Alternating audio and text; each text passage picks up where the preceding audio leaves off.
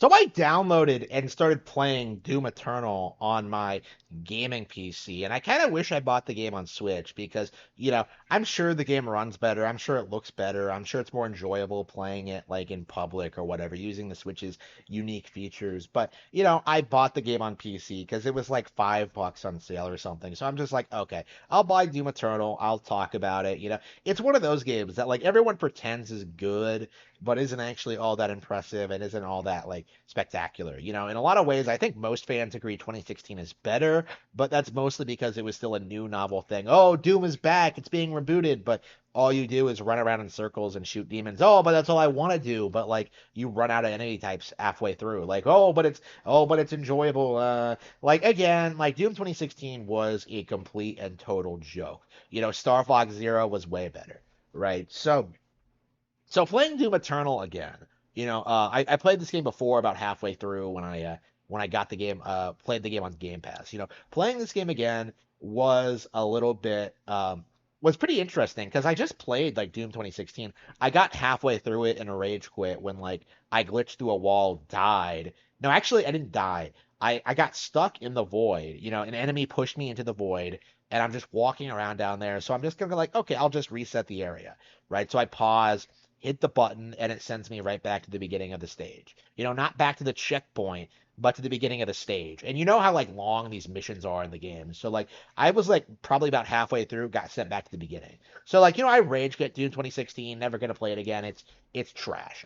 Complete and total trash. Every time I play the game, I put like, a couple of hours into it, like, oh, shoot demons, yeah, yeah, whatever. And then I stop because it's just extremely repetitive, right? Doom Eternal is basically the same exact thing. Oh, but oh, you have a dash now. Oh, you can climb over obstacles. Nobody cares. It is the same exact thing with slightly different animations, right? Doom Eternal is not an impressive sequel by any metric. And one of the things I was thinking about when I was playing this game is that like, wow, these demons, they're not very powerful. They are not very threatening.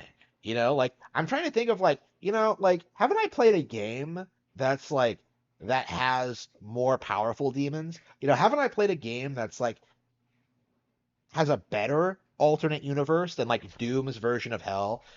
Like haven't I seen like a more terrifying version of the same concept that is explicitly stated to be like the most terrifying thing ever? And like it dawned on me, Metroid Prime 2 has a darker, more brutal world than Doom Eternal. Because like everyone loves to say, like, oh, Doom Eternal, like billions of lives have been lost. Yeah, in Metroid Prime 2, like everybody is dead, before you even get there. And like the Ink are like in the process of taking over the final temple and then like going to the stars, right? The very atmosphere of of Metroid Prime 2 of Dark Aether like saps your energy, right? Samus can't go anywhere without those light crystals like protecting her and stuff like that. Like Doom Guy is going through hell without like even his arms exposed, right? He's going through like all these environmental hazards with like his forearms clearly exposed, like that thin sheet of weak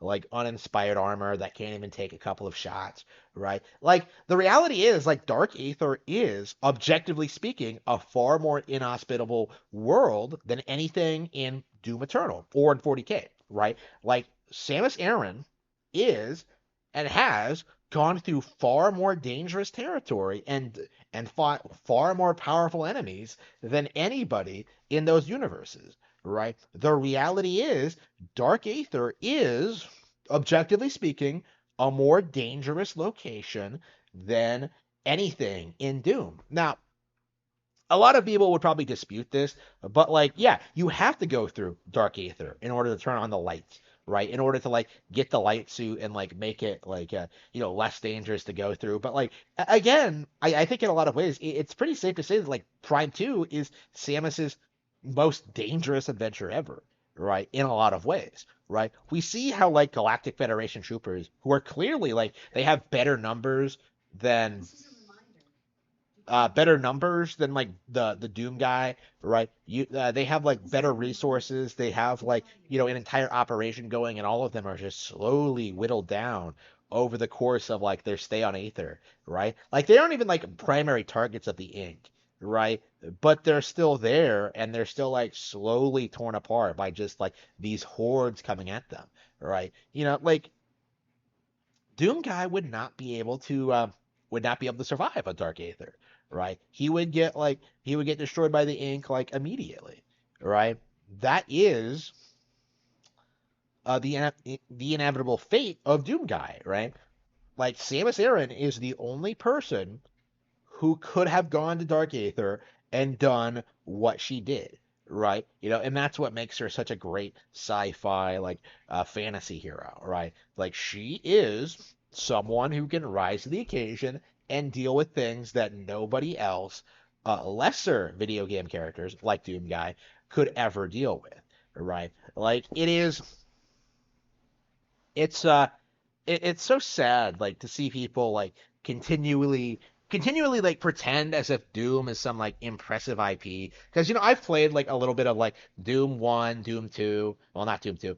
I've played a little bit of Doom 1, Doom 2016, and Doom Eternal, right? I've played like several hours of those games now, right? And I can safely say that they're not that impressive of games, right? They aren't that good, they aren't that high quality. They're reliant completely on this idea that like PC Master Race, so look at this game that would never ever be able to run on a Nintendo hardware. But in reality, GoldenEye came out in '97 and was better than any Doom game ever, right?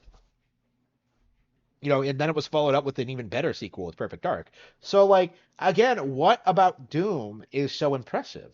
I'm fine if you like the mediocre, like, first-person shooter, right? The boomer shooter, right? I'm not like knocking on you for that, but don't pretend as if Doom is like the greatest thing ever. Right? Don't pretend that like Doom Eternal was one of the best games of 2020, right? That game got wrecked by Animal Crossing New Horizons. Isabel just put Doom Guy in debt, right? Doom Guy came to the island, Tom Nook like gave him a loan and then like he never paid it back. And now he's like living in squalor, right? Trying desperately to make the bells to pay back the interest in like the house he bought and never paid for, right? That is Doom Guy right now. Like he isn't capable of competing with superior video game franchises. Not Animal Crossing, not GoldenEye, and certainly not Metroid Prime. It's going to be really interesting seeing what happens when Metroid Prime 4 finally comes out, right? Because looking back on the Metroid Prime trilogy, it really is the best sci-fi trilogy ever, right? It's so much better than Half-Life. It's so much better than Mass Effect. It's so much better than Doom. Like, why in the world is anyone playing any other games at all? Right? Like, I do think this is going to be like a focus on the channel going forward, leading up to the release of Metroid Prime 4 on Nintendo Switch. Like, people need to acknowledge that Metroid Prime is better than all of the major sci-fi properties from other companies.